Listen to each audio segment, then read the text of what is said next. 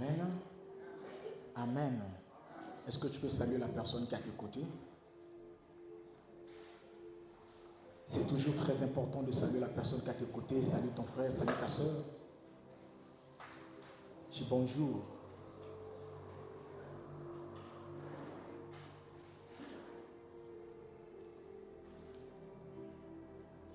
Alors, bien aimé, ça fait déjà quelques semaines qu'on est en train de nous parler sur le Saint-Esprit. On nous a parlé d'abord de la Pentecôte, et après la Pentecôte, on nous a parlé sur mener une vie de Pentecôte. Et après, le dimanche passé, on nous a enseigné sur le thème « Marcher selon l'Esprit ». Et je bénis Dieu pour des personnes qui étaient venues lors des cultes de la semaine, parce que Dieu nous a aussi conduits de façon extraordinaire, que je ne peux même pas expliquer. Amen. Les personnes qui étaient là, déjà. Amen. Et ce matin, nous allons prendre comme thème, j'ai tiré comme sous-thème, les impacts d'une vie conduite par le Saint-Esprit. Les impacts d'une vie conduite par le Saint-Esprit. Tiré d'Ézéchiel 37 à partir du premier verset. Les impacts d'une vie conduite par le Saint-Esprit. Ézéchiel 37 à partir du premier verset.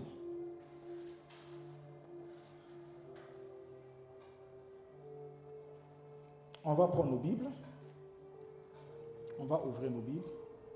Je livre d'Ézéchiel. Ézéchiel 37 à partir du premier verset.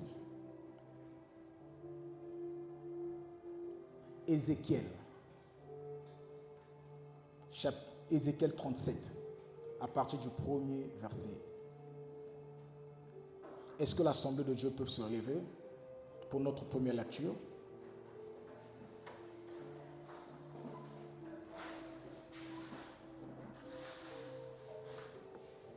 J'ai lu la parole du Seigneur. La Bible dit, la main de l'Éternel fut sur moi, et l'Éternel me transporta en esprit et me déposa dans le milieu d'une vallée remplie de saumons. Il me fit passer auprès d'eux, tout autour. Et voici, il était fort nombreuses. Et voici, il était fort nombreuses à la surface de la vallée. Et il était complètement sec. Il me dit, fils de l'homme, ces os pourront-ils revivre? Je répondis, Seigneur éternel, tu le sais. Il me dit, prophétise sur ces eaux et dis-leur, aux saumons desséchés, écoutez la parole de l'Éternel.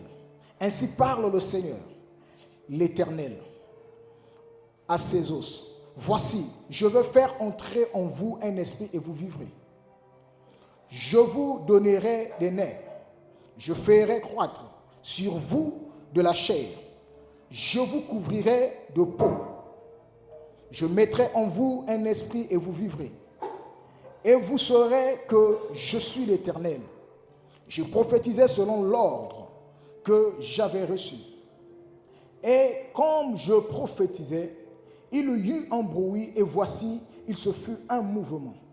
Et les os s'approchèrent les uns des autres. Je regardais et voici, il leur vint des nerfs et la chair crue et la peau les couvrirent par-dessus tout. Mais il n'y avait point en eux d'esprit. Il me dit, prophétise et parle à l'esprit prophétique. Fils de l'homme, et dis à l'esprit, ainsi parle le Seigneur, l'Éternel. Ainsi esprit vient des quatre vents, souffle sur ces morts et qu'ils revivent. Je prophétisais selon l'ordre qu'il m'avait donné et l'esprit entra en eux et ils reprirent vie et ils s'étèrent sur leurs pieds. C'était une armée nombreuse, très nombreuse. Amen. Amen. On peut s'asseoir.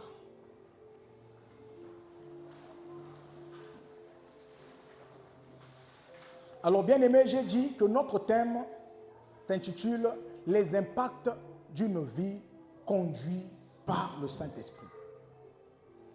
Plusieurs parmi nous sont en train de se poser la question, mais pourquoi seulement ce genre de thème? Pourquoi ce thème?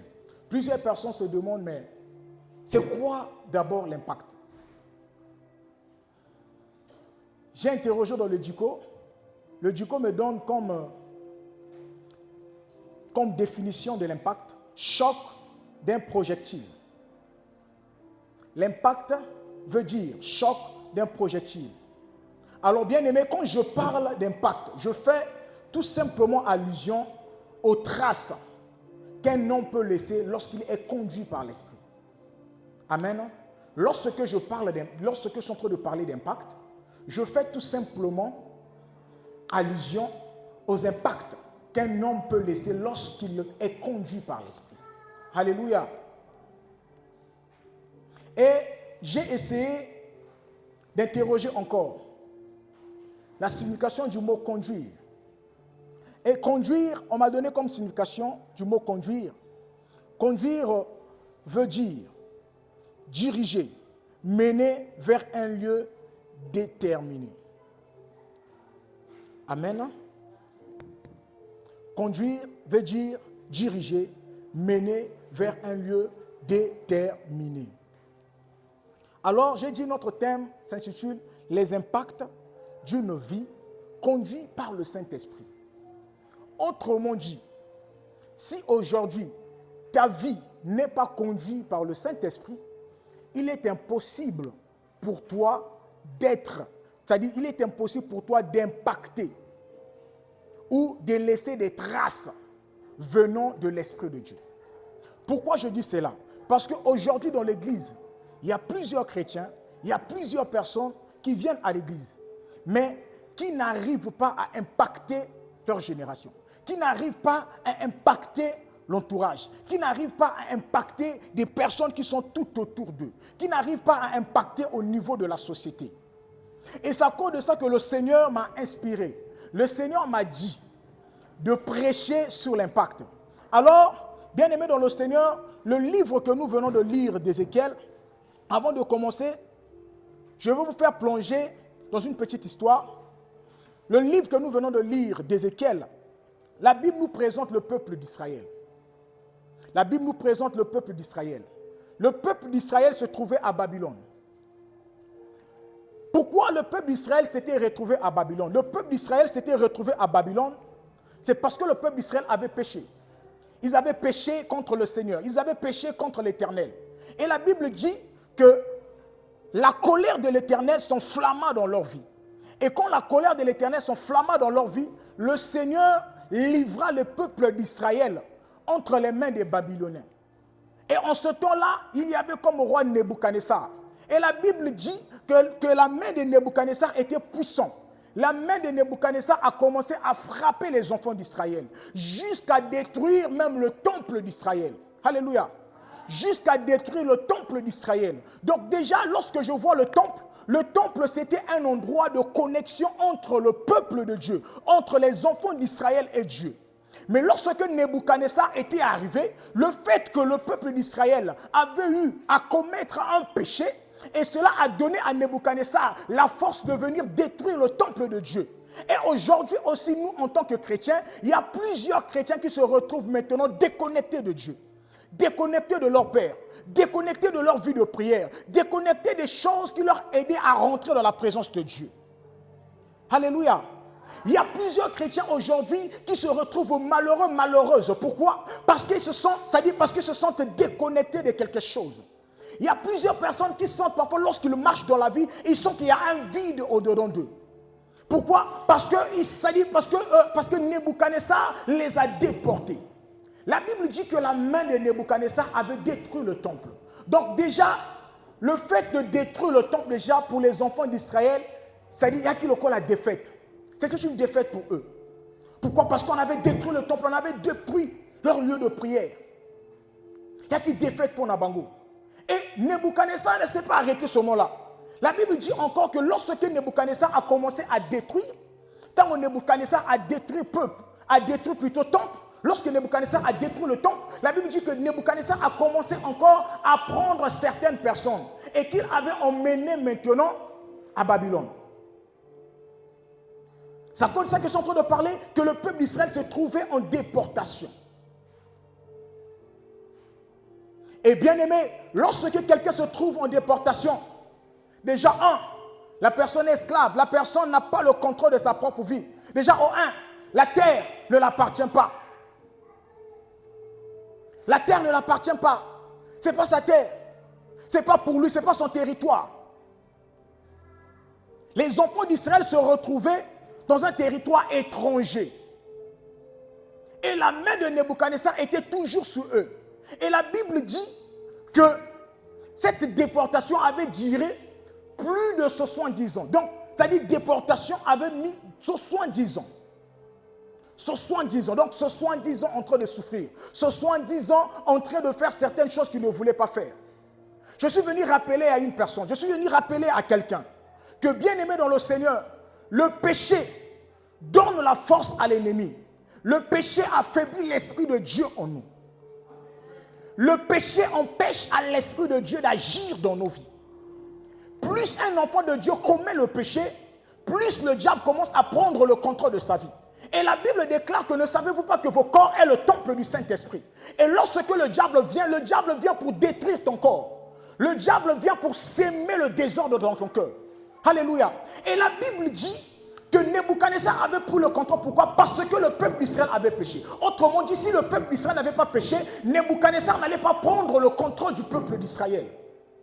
Mais le fait qu'ils avaient péché a fait que Nebuchadnezzar a commencé à les maltraiter. Nebuchadnezzar a détruit le temple. Dans ta vie, bien-aimée, quelles sont les choses que Nebuchadnezzar a eu à détruire? Dans ta vie, quelles sont les choses que le diable a déjà récupérées dans ta vie? Quelles sont les choses que l'ennemi est en train de prendre dans ta vie? Ta vie de prière, ton zèle. Quelles sont les choses que Nebuchadnezzar est en train de prendre dans ta vie? Qu'est-ce qu'on t'a pris dans ta vie? J'aime la parole de Dieu. Mais la Bible déclare une chose très particulière. La Bible dit que un jour, je ne sais pas, là où Ézéchiel était, je ne sais pas si Ézéchiel était dans l'église en train de prier, peut-être en train de demander pardon à Dieu. La Bible dit un jour, la main de l'Éternel fut sur Ézéchiel. La Bible dit la main de l'Éternel fut sur Ézéchiel et l'Éternel le transporta. J'aime Jésus. Alléluia. Et l'Éternel le transporta. Donc, la main de l'Éternel est sur Ézéchiel et l'Éternel transporte Ézéchiel. Et lorsque l'Éternel transporte Ézéchiel, la Bible dit, l'Éternel transporta Ézéchiel là où il y avait un vallée rempli d'ossements. La Bible ne s'arrête pas seulement là. La Bible dit encore que les ossements en question étaient secs. Déjà, lorsqu'on rentre déjà dans l'histoire du peuple d'Israël, déjà lorsqu'on voit Israël, les os sont représentés pour Israël comme étant, je peux dire, comme étant, c'est-à-dire l'espoir. C'est-à-dire les os représentaient l'espoir dans la vie du peuple d'Israël. Les os étaient en train de représenter l'espoir. C'est à cause de ça que nous voyons parfois, dans les livres de Psaumes, David peut dire que Seigneur, mes os sont affaiblis. J'ai plus d'espoir. Viens à mon secours. Les os se représentaient, c'était l'image de l'espoir. Donc le peuple d'Israël avait perdu l'espoir. Il n'avait plus l'espoir. Il n'avait plus l'espoir aux promesses de Dieu. Il se disait dans leur cœur, mais est-ce que le Seigneur va encore intervenir dans nos vies? Est-ce que Dieu peut changer ma vie? C'est ce que je te dis aussi dans ton cœur là où tu es. Je te dis, mais telle promesse, est-ce que Dieu va réaliser telle promesse dans ma vie? Est-ce que Dieu va agir dans ma vie? C'est ce que tu te dis. Mais il y a telle promesse que Dieu avait fait dans ma vie. Est-ce que le Seigneur va intervenir? Je suis venu rappeler à quelqu'un que le Dieu que nous servons, il est le Dieu qui intervient, il est le Dieu qui agit. Et rien n'est impossible à Dieu. Bien aimé, si tu me donnes ton amen ou tu ne me donnes pas ton amen, je suis convaincu que le Dieu que nous servons, lorsqu'il donne des promesses, il accomplit toujours ses promesses. Il accomplit toujours sa parole. Sa parole est oui et amen. Alléluia. Le peuple d'Israël avait perdu espoir. Là où tu es bien aimé, tu as peut-être perdu espoir. Tu te dis, Seigneur, jusqu'à quand? Dans ma famille, tu avais dit que tu vas intervenir. Dans ma vie, tu avais dit, Seigneur, que tu vas me donner du boulot. Tu avais dit que tu vas me donner le mariage. Tu m'avais dit, Seigneur, que tu vas me donner ce diplôme. Tu m'avais dit, Jésus, que je veux voyager. Tu m'avais dit, Seigneur, que je veux être élevé. Tu m'avais dit, Seigneur, que je veux être guéri. Mais tellement que les années ont commencé à se couler et tu as perdu l'espoir. Et c'est ce qui s'était passé. Mais la Bible dit qu'un jour, lorsque la main de l'Éternel fut sur Ézéchiel, la première des choses que l'Éternel va faire, la Bible dit que la main de l'Éternel, lorsque la main de l'Éternel, déjà lorsque la Bible parle de la main de l'Éternel, la Bible est en train de parler de l'Esprit de Dieu. La Bible est en train de parler du Saint-Esprit de Dieu. Lorsque la Bible parle de la main de l'Éternel, la main c'est une partie de Dieu. Alléluia. La main de l'Éternel, c'est l'Esprit de Dieu. L'Esprit de Dieu conduit Ézéchiel. Autrement dit, l'Esprit de Dieu a pris Ézéchiel à un endroit A pour lui emmener à un endroit B. Il a pris Ézéchiel, je peux dire, même dans le temple ici, et il a emmené Ézéchiel, je peux dire même dans quel quartier. Il a emmené Ézéchiel même à Mungali. Alléluia. Il a emmené Ézéchiel ailleurs. Donc, c'est là que j'ai commencé à comprendre une chose. Que la première impact, lorsque Dieu vient intervenir dans la vie de son peuple, parce que lorsque le peuple de Dieu crie auprès de Dieu, et lorsque le Seigneur veut délivrer son peuple, lorsque le Seigneur veut reprendre le contrôle de son peuple, lorsque le Seigneur veut sauver ses enfants, la première impact, bien aimé dans le Seigneur, c'est d'abord la mise à part. Alléluia. C'est d'abord la mise à part. La mise à part. Lorsque le Seigneur veut réaliser quelque chose, c'est d'abord la mise à part. Nous allons prendre le livre de Romains 8, 14. Je veux commencer à enseigner. Et après, si le Seigneur me conduit pour décoller, on va décoller. Alléluia. Romains 8, 14 à 15. La Bible dit, « Car tous ceux qui sont conduits par l'Esprit de Dieu sont fils de Dieu.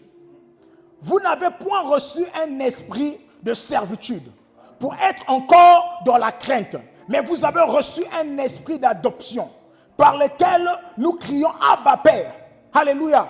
La Bible dit, car tous ceux qui sont conduits en Jésus-Christ. Quand tu es conduit en Jésus-Christ, la Bible dit, tous ceux qui sont conduits par l'Esprit de Dieu. Alléluia. Sont fils de Dieu. Donc le fait d'être conduit par le Saint-Esprit, tu es fils de Dieu. Le fait d'être conduit par Jésus, tu es fils de Dieu, tu es fille de Dieu. Et vous n'avez, alléluia, et vous n'avez point reçu un esprit de servitude. Bien-aimé, la servitude, bien-aimé, c'est quoi? L'esclavage. La servitude, c'est l'esclavage. Lorsqu'on parle de la servitude, c'est l'esclavage. Et le peuple d'Israël était dans l'esclavage. Le peuple d'Israël est en train de souffrir. Peut-être que là où tu es bien aimé, au niveau de ta famille, tu es en train de traverser des temps d'esclavage. Tu travailles, tu es en train de tenir de l'argent, mais l'argent qui est en train de partir ailleurs. Peut-être que tu es en train de traverser des temps d'esclavage. Mais je suis venu dire à une personne que la présence du Saint-Esprit dans ta vie change les choses dans ta vie. Que la présence de Dieu en toi, bien-aimé, change ta vie, bien-aimé. La Bible dit que le Seigneur a mis Ézéchiel à part. Le Seigneur transporta Ézéchiel. Bien-aimé, le nom Ézéchiel est déjà été un nom prophétique. Le nom Ézéchiel veut déjà dire Dieu fortifiera. Alléluia. Le nom Ézéchiel veut déjà dire Dieu fortifiera. Et la Bible déclare que lorsque Dieu va mettre Ézéchiel à part, Dieu va emmener Ézéchiel dans les hauteurs. Ma prière à moi ce matin est que Dieu t'emmène dans les hauteurs. Que Dieu t'emmène dans les hauteurs et que Dieu te montre tes failles. Que Dieu te montre tes défauts. Que Dieu te montre là où tu sens que les choses ne vont pas. Que Dieu te montre la clé qui va déclencher le miracle dans ta vie. Oh bien-aimé, je ne sais pas si quelqu'un est en train de comprendre. Je dis que ma prière à moi ce matin est que Dieu t'emmène dans les hauteurs. Que Dieu te révèle et que Dieu te montre la clé qui va ouvrir ta bénédiction. Que pendant que tu es en train de me donner ton amen, que cette parole colle dans ta vie. Oh, que ton amen, que cette parole colle dans ta vie. Que pendant que tu donnes amen, bien-aimé, que l'ennemi sache déjà que le Seigneur est en train de t'emmener dans les hauteurs. Alléluia. La Bible dit que le Seigneur mit Ézéchiel à part. Bien-aimé, Babylone est en train de représenter quoi? Babylone représente les sépulcres. Babylone, parce que la Bible dit, dans le livre d'Ézéchiel 37 toujours, parce que je n'ai pas tout lu, mais la Bible dit, le Seigneur est en train de déclarer que je détruirai vos sépulcres. Bien-aimé, les sépulcres est en train de représenter Babylone. La vie des enfants d'Israël était dans les sépulcres. Mais la journée, ils étaient là. Il y avait d'autres. En costard, tu es là. Bien habillé.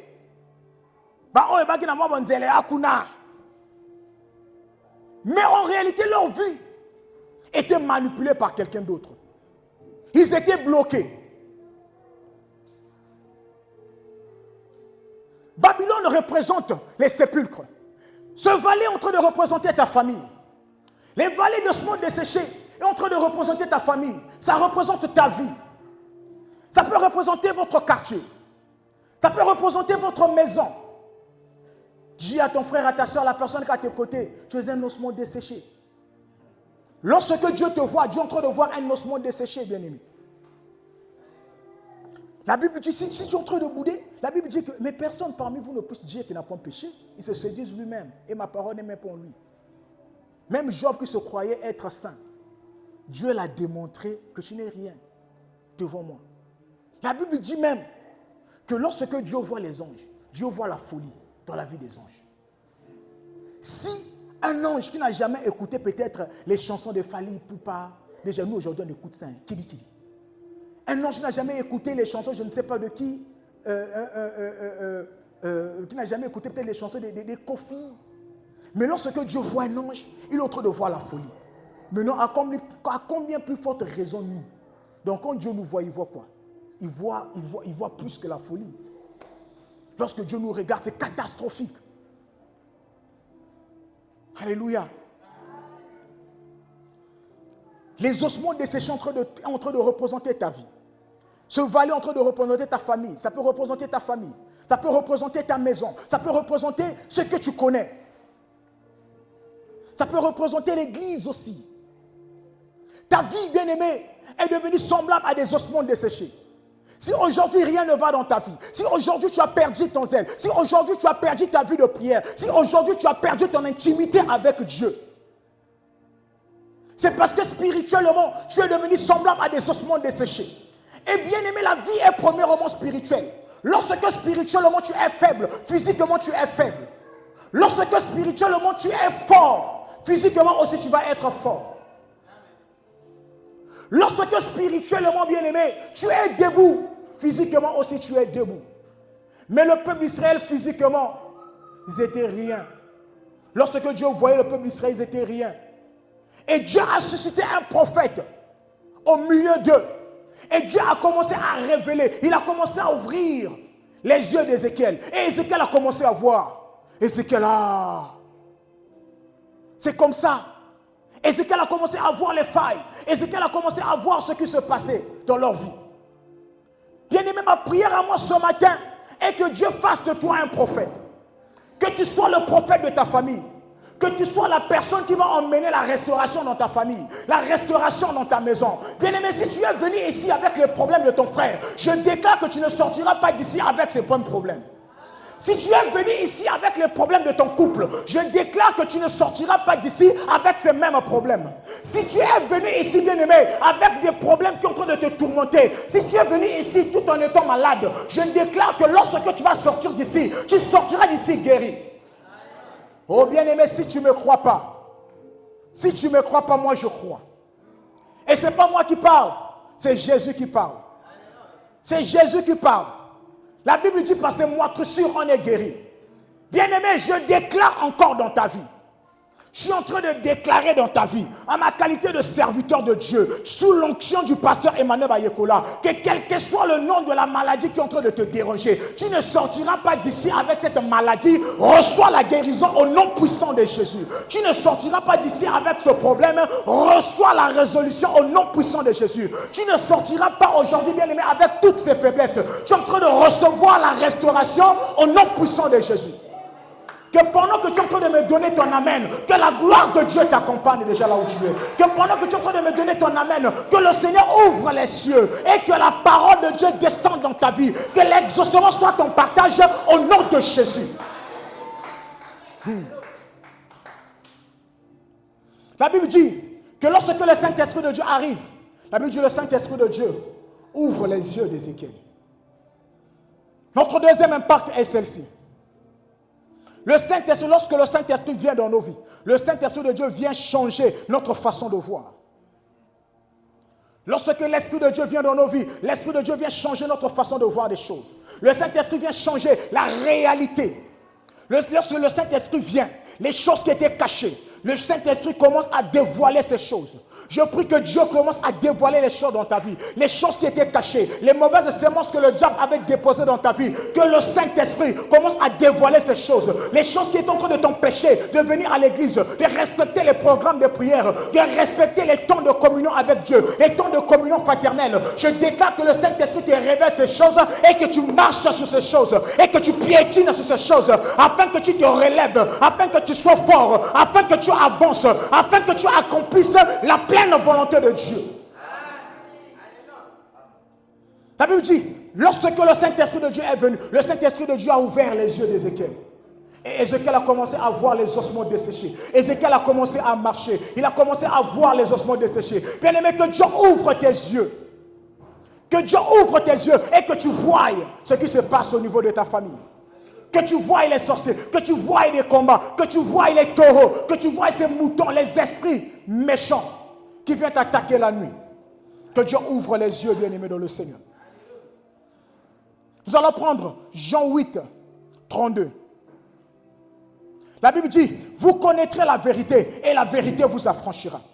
Bien-aimés, le Saint-Esprit vient pour ouvrir notre savoir. Le Saint-Esprit ouvre notre façon de voir. La Bible dit que lorsque Paul avait reçu l'Esprit de Dieu, la Bible dit que les écailles est tombées de ses yeux. Paul qui se disait faire bien, Paul qui se disait servir Dieu, avait maintenant compris, oh, mais en réalité je ne sers pas Dieu, je suis en train de combattre Dieu. Bien-aimé, un chrétien qui vient dans l'église et qui est dans la sorcellerie, penses-tu que ce chrétien serve Dieu? Non. Un homme de Dieu qui peut apprendre des fétiches pour venir prêcher les gens. Penses-tu que cet homme de Dieu est en train de servir Dieu? Non. Quelqu'un qui vient à l'église, qui a beaucoup de problèmes, tu as des combats. Oh, pasteur, en tout cas, dans la boutou, dans la lalité, je n'ai pas dormi. Il n'y avait que des attaques, il n'y avait que des esprits de mort. Nabando l'autre bango, na Dieu bango na bouki. Mais il a causé ça le matin. Pasteur, bon de la polanga, l'homme de Dieu vient, il t'impose les mains. Il prie, il prie, il prie, il prie, il prie. L'homme de Dieu finit de prier pour toi. Tu rentres à la maison, premier jour, tu dors, je te réveille. Oh, tu as bien dormi. Demain matin, on te retrouve encore en train de faire du n'importe quoi avec n'importe qui. On te retrouve encore en train de mener une mauvaise vie. Et après, les mêmes esprits commencent encore à revenir dans ta vie. Après, tu vas dire, non, pasteur, on a ma capacité. Ce n'est pas le pasteur, c'est toi, c'est ton impudicité, c'est ta mauvaise vie. Et que le Seigneur te dit aujourd'hui que les écailles tombent de tes yeux. Je déclare dans ta vie que toutes écailles tombent de tes yeux. Que le Seigneur te montre la réalité. Que lorsqu'on va t'imposer les mains, que ce soit une fois pour toutes. Que lorsqu'on va chasser les femmes de nuit, les hommes de nuit dans ta vie, que les hommes de nuit et les femmes de nuit partent pour de bon. Je déclare que cela soit ton partage au nom de Jésus. Je déclare que les écailles tombent de tes yeux au nom de Jésus. Je déclare que là où tu n'arrivais pas à voir, que le Seigneur commence à te montrer ces choses au nom de Jésus. Vous connaîtrez la vérité et la vérité vous affranchira.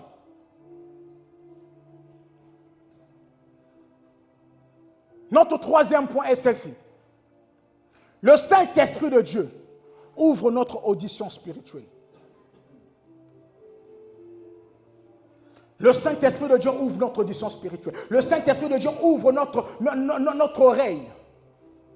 Lorsque l'Esprit de Dieu arrive dans nos vies, lorsque l'Esprit de Dieu descend dans nos vies, lorsque l'Esprit de Dieu nous conduit, il ouvre notre audition. Tu vas commencer à voir les choses que l'œil n'a point vues, les choses que l'oreille n'a jamais entendues. Quand la présence de Dieu descend dans la vie d'une personne, tu commences à écouter Dieu. Lorsque tu veux faire quelque chose, Dieu te dit non, non, non, non, non, non, non, non, non, ma fille, ne fais pas ça, non, ma fille, ne fais pas ça, arrête. Lorsque tu sens qu'il y a l'adversité, l'Esprit de Dieu te dit, ma fille, relève-toi, prie, prie, intercède, prie, intercède. Lorsque l'Esprit de Dieu descend dans la vie d'une personne et que cette personne se laisse conduire par l'Esprit de Dieu, l'Esprit de Dieu commence à montrer les choses dans la vie de cet homme. La Bible déclare une chose. Ézéchiel 37. La Bible dit, il me dit, fils de l'homme, ces os peuvent-ils revivre? Donc, autrement dit, Ézéchiel est en train d'écouter la voix de Dieu. Bien-aimé, écoutes-tu la voix de Dieu lorsque Dieu te parle? Est-ce que tu écoutes la voix de Dieu lorsque le Seigneur te parle? Alléluia. Est-ce que tu écoutes la voix de Dieu lorsque le Seigneur te parle? Hein, bien-aimé? La Bible déclare une chose, que la foi vient de ce que l'on entend. Et ce que l'on entend, c'est la parole de Dieu. Bien-aimé, si tu veux avoir la foi, tu dois entendre, tu dois écouter la voix de Dieu. Et la Bible déclare une chose.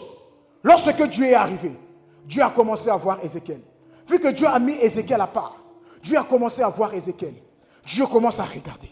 Il regarde Ézéchiel. Ézéchiel est en train de voir. Ézéchiel était étonné. Et à un moment donné, la Bible déclare une chose. Dieu dit à Ézéchiel, fils de l'homme, ces os peuvent-ils revivre? Oh bien-aimé, en réalité, cette question, lorsque Dieu est en train de poser à Ézéchiel, est-ce que ces os peuvent-ils revivre? En réalité, Dieu voulait juste activer la foi d'Ézéchiel. Et j'aime la réponse d'Ézéchiel. Ézéchiel dit, Seigneur, tu le sais. Je suis venu dire à quelqu'un que ta situation, je sais.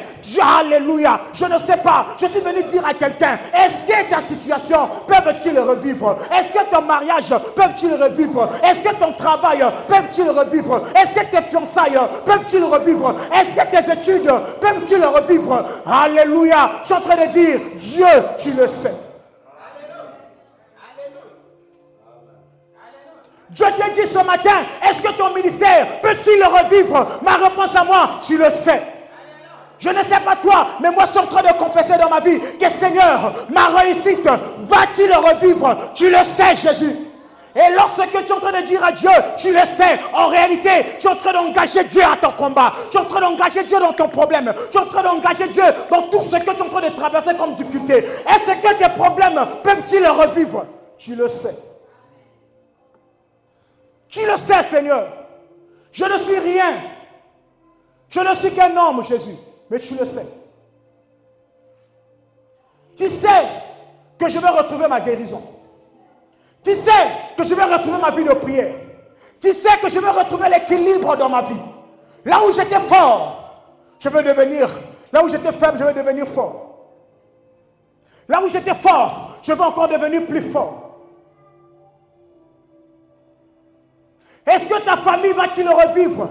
Dieu, tu le sais. Tu le sais, Seigneur.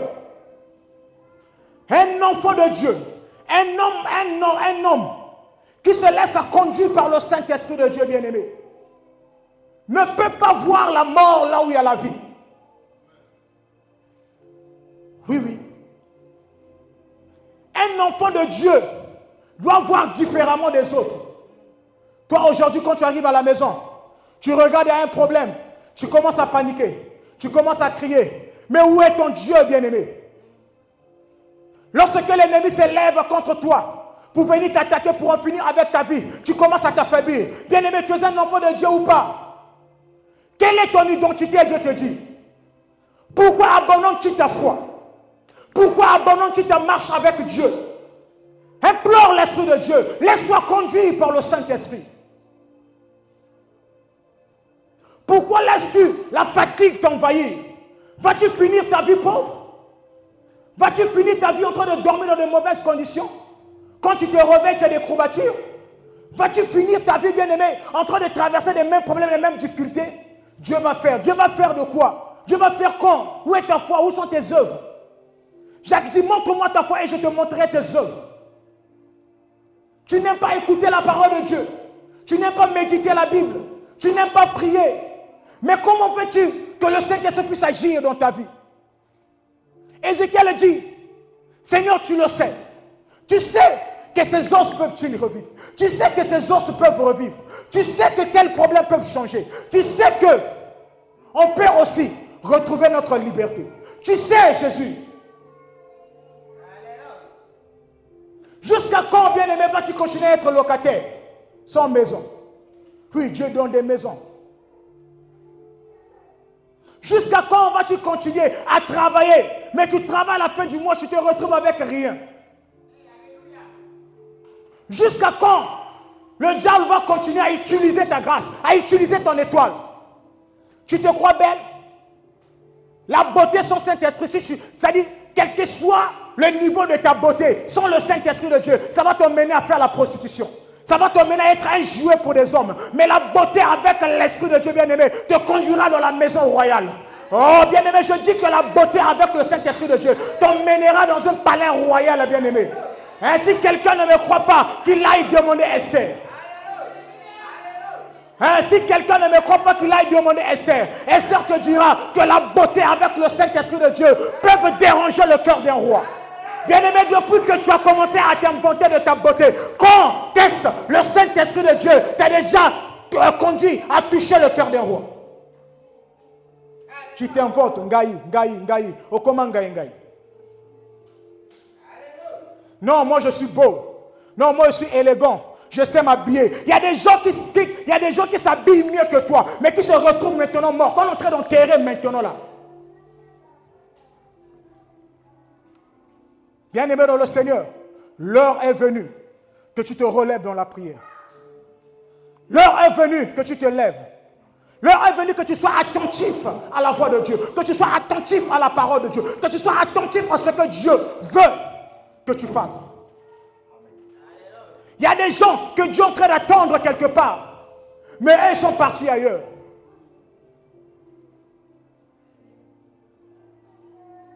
Dieu est en train d'attendre, Dieu t'attend quelque part, mais toi tu es ailleurs. Dieu t'attend parfois dans l'église, toi tu es dans les Messingas. Dieu est en train de t'attendre parfois ici dans sa maison, toi parfois tu es dans un boîte de nuit, en train de boire, en train de danser. Et demain matin, lorsque tu te réveilles, tu attires les formes de nuit, tu doubles encore les combats dans ta vie. Jusqu'à quand tu vas continuer avec ces choses? Ossements desséchés. La Bible dit que le peuple était semblable à des ossements desséchés. Mais lorsque le Seigneur arrive, lorsque Ézéchiel arrive à détecter la foi, la Bible déclare une chose. Alléluia. C'est cette partie que j'aime. C'est cette partie que j'aime. La Bible dit, lorsqu'il dit, il me dit, Fils de l'homme, ces os peuvent-ils revivre? Alléluia. La Bible dit, Jésus dit, la Bible dit, prophétise sur ces os. Oh, est-ce que tu peux m'aider à dire à ton voisin, prophétise sur ses os? Oh, est-ce que tu peux m'aider à toucher ton voisin qui est lourd? Prophétise sur ses os. Oh, mon frère, est-ce que tu peux prophétiser sur ses os? Oh, bouge d'abord ton voisin. Dis à ton voisin, vu que tu as reçu, vu que tu as pu toucher le cœur de Dieu avec ta foi, Dieu te dit, prophétise sur ses os. Oh, bien-aimé, dis à ton frère, prophétise sur ses os. Oh, prophétise sur ses os. Je t'entends pas, je sens pas ta foi. Prophétise sur ces eaux. Oh, bien-aimé dans le Seigneur, prophétiser, c'est parler. Lorsque on dit prophétiser, prophétiser, c'est déclarer. Prophétiser, c'est changer l'atmosphère dans ta vie. Bien-aimé, lorsque la présence de Dieu vient dans ta vie, le Saint-Esprit de Dieu, lorsqu'il veut t'impacter, bien-aimé, il change l'atmosphère tout autour de toi. Là où il y avait l'atmosphère de mort, il commence à communiquer la vie. Là où il y avait la mort, la vie commence à rentrer. Là où il y avait la pauvreté, la bénédiction commence à rentrer. Là où il y avait le péché, la sanctification commence à régner. Je suis venu dire à quelqu'un, Dieu te dit, prophétise sur ces eaux. Sois en train de prophétiser dans ta vie. Non, bien-aimé, peu importe, même si tu as mal commencé cette année, je déclare dans ta vie que cette année va bien finir au nom de Jésus. Oh, je ne sais pas, mais je suis en train de prophétiser dans ta vie. Oh, bien-aimé, mes frères, prêchons avec moi. Je dis, prophétise sur ces eaux. Dieu dit, tu as touché mon cœur. Ta foi m'a touché. J'ai vu tes œuvres. Maintenant, je te donne l'autorisation. Bien-aimé, lorsque un militaire tire sur quelqu'un, tire sur l'ennemi même, sans l'ordre de son chef, sans l'ordre du colonel, automatiquement, ce militaire est à l'infraction. Mais dès lors qu'il reçoit l'ordre d'un colonel, l'ordre d'un général, l'ordre du président ou d'un ministre, lorsqu'il tire, ce militaire n'est plus à l'infraction. Je suis venu te dire ce matin, bien-aimé, tu n'es plus à l'infraction. Tu peux tout faire. Tu peux prophétiser dans ta vie. Tu peux prophétiser sur ton mariage. Tu peux prophétiser sur ton travail. Je ne sais pas toi, bien-aimé, mais je suis en train de prophétiser sur ta vie.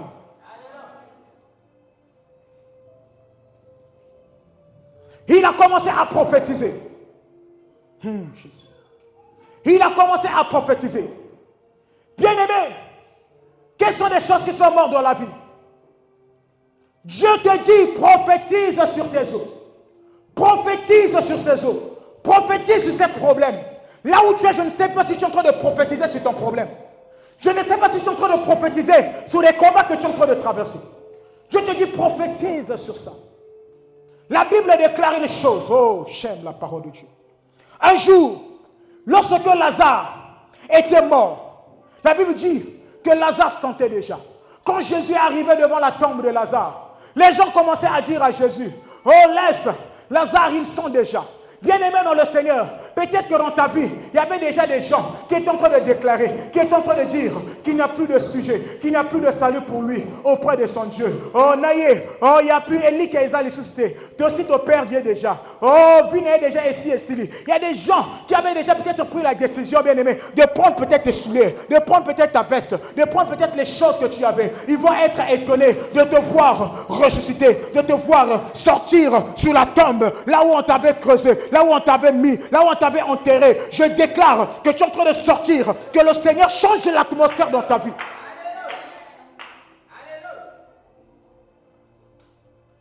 Il était enterré. Prophétise sur ses os. Jésus arrive, il regarde. Lazare est mort. Oh, Jésus laisse. Ils sont déjà. Ils sont déjà. Lazare sont déjà. Ils sont déjà. Jésus arrive. Lazare, lève-toi. Oh, la Bible déclare, l'heure vient où les morts entendront la voix de Dieu. L'heure vient où les morts entendront la voix de Dieu. L'heure vient où les morts entendront la voix de Dieu. L'heure vient où les morts entendront la voix de Dieu. Si c'est Jésus qui est en train de parler, l'heure vient que les morts entendront la voix de Dieu. L'heure vient où les morts vont entendre la voix de Dieu. L'heure vient où les morts vont entendre la voix de Dieu. Je déclare dans ta vie que si tu étais mort, tu es en train d'entendre la voix de Dieu. Tu es en train de sortir de tes sépulcres. Si ta vie de pierre était mort, tu es en train de sortir de tes sépulcres. Je déclare cela, que cela soit ton partage au nom de Jésus. Si bien aimé, la vie que tu menais déjà, ton esprit à toi-même te disait que ce n'était pas une bonne vie. Le Saint-Esprit de Dieu est en train de t'envahir maintenant là où tu es. En train de faire sortir de ces sépulcres. Que l'atmosphère change maintenant. L'atmosphère est en train de changer maintenant. J'aime Jésus. J'aime Jésus.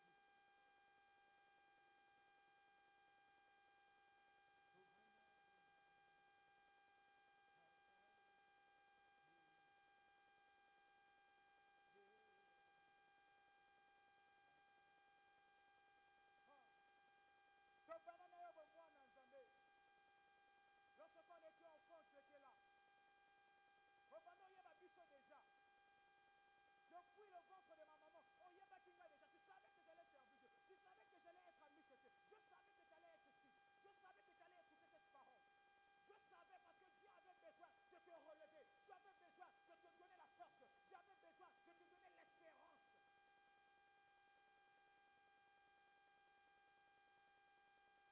Je savais, je veux bien aimer te relever. Je veux changer ta vie. Je veux relever les choses qui étaient mortes dans ta vie. Tu avais perdu l'espérance. Je te dis, pourquoi as-tu perdu l'espérance? Pourquoi as-tu perdu l'espérance? Pourquoi tu ne crois plus que Dieu peut faire? Pourquoi tu ne crois plus que Dieu peut changer ta famille? Pourquoi tu ne